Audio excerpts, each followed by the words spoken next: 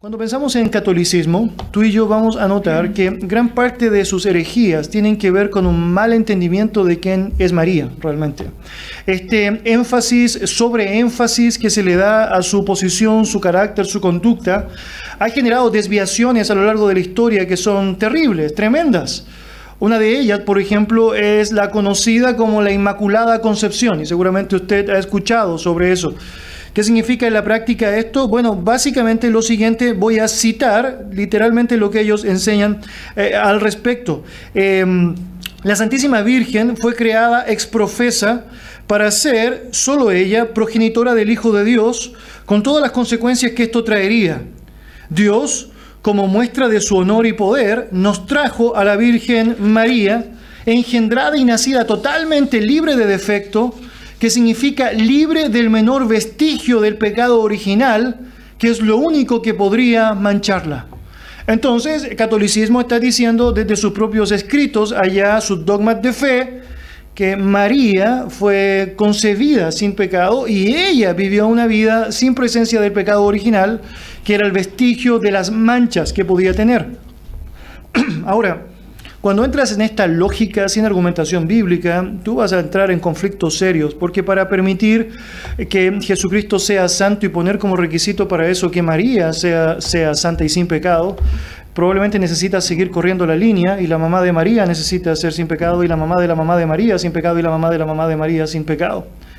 Y es porque la razón que la Biblia nos da para Jesucristo sin pecado es una obra sobrenatural de un engendramiento completamente sobrenatural, en donde la presencia del pecado en Cristo no está allá por la razón de que su engendramiento es producto de la obra del Espíritu Santo, obviamente sin pecado y sin mancha. Ahora, independiente de lo que puede ser un ejercicio de lógica para nosotros, lo importante es qué es lo que dice la Biblia.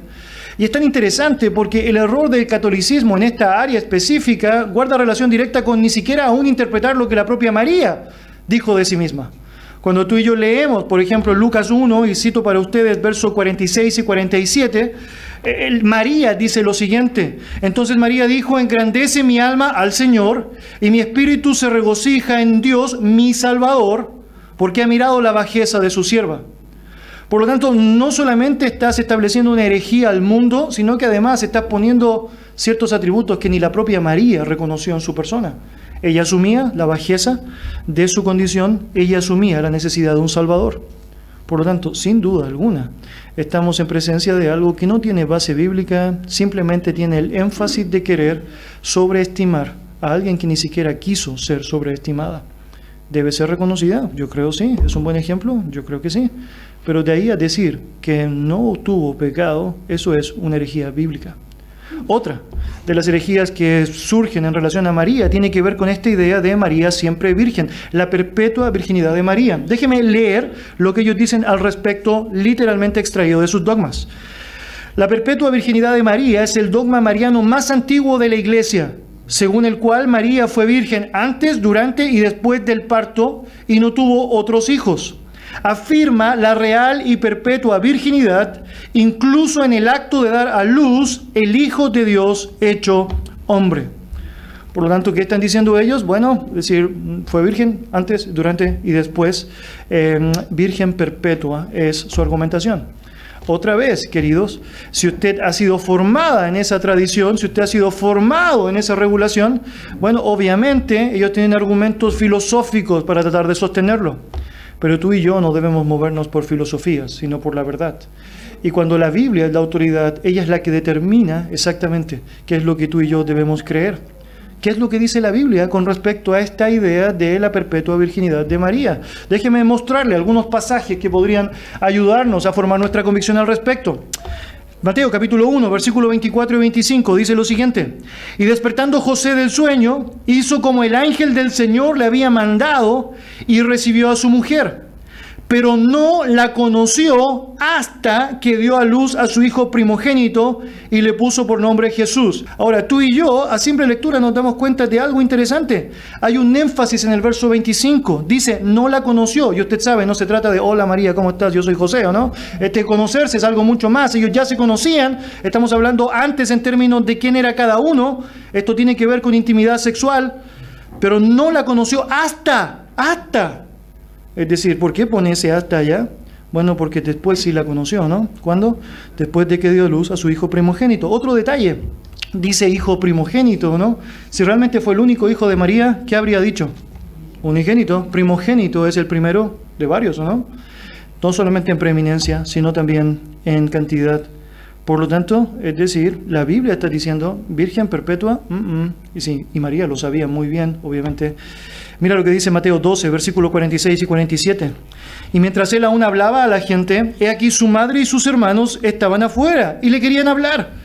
Y le dijo a uno, he aquí tu madre y tus hermanos están afuera y te quieren hablar. Nota lo que dice allá.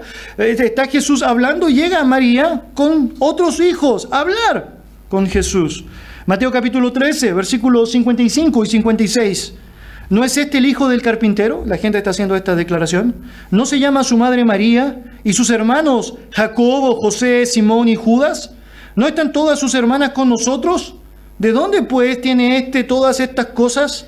Entonces nota el pasaje, no solamente está diciendo que tiene hermanos, sino que además menciona el nombre de los varones.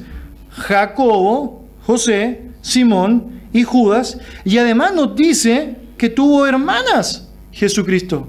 Por lo tanto, no solamente María no fue virgen perpetua, sino que además llenó su aljaba con niños, con hijos. Marcos capítulo 6, versículos 2 y 3, la palabra del Señor dice así. Y llegando el día de reposo, comenzó a enseñar en la sinagoga, y muchos oyéndole se admiraban y decían, ¿de dónde tiene estas cosas? ¿Y qué sabiduría es esta que les es dada? Y estos milagros, que por sus manos son hechos. ¿No es este el carpintero, hijo de María, hermano de Jacobo y de José, de Judas y de Simón? ¿No están también aquí con nosotros sus hermanas? Y se escandalizaban de él. Y nota, Mateo y Marcos están diciendo lo mismo. Juan capítulo 2, versículo 12. Después de esto descendieron a Capernaum, él, su madre, sus hermanos y sus discípulos, y estuvieron allí no muchos días. Una de las respuestas que el catolicismo da para decir que acá no está hablando de hermanos es que es un término que se utilizaba para referirse a discípulos. Bueno, el texto echa por tierra esa postura porque hace una separación. Nota, dice que descendió su madre, sus hermanos y sus discípulos. Por lo tanto, estamos hablando de personas completamente distintas. Primera a los Corintios, capítulo 9, versículos 4 y 5. No tenemos derecho de traer con nosotros una hermana por mujer, como también los otros apóstoles y los hermanos del Señor y Cefas. Nota lo que está diciendo allá. Pablo está dando testimonio de su capacidad como apóstol, de su condición de apóstol. Y entre los argumentos que él plantea allá, dice, ¿no tenemos nosotros el mismo derecho que tiene Pedro? Cefas es el nombre para Pedro. Y los hermanos de Jesús de tener esposas. Por lo tanto, tenemos acá un detalle muy interesante. Los hermanos de Jesús, al menos más de uno de los hermanos de Jesús, estuvo casado, porque el texto está argumentando aquel punto. Gálatas capítulo 1, versículo 19. Pablo está hablando allá, pero no había ningún otro de los apóstoles, sino a Jacobo, el hermano del Señor. Hermano, cuando Dios, el más sabio de todos los sabios, quiere poner algo con claridad, lo pone con claridad, ¿o no? Y no tenemos un pasaje, hermano. No estamos hablando de una idea aislada, no estamos malentendiendo una palabra, no estamos tergiversando la idea de no la conoció hasta, no estamos tergiversando, cambiando la palabra primogénito, no estamos adulterando la palabra hermanos.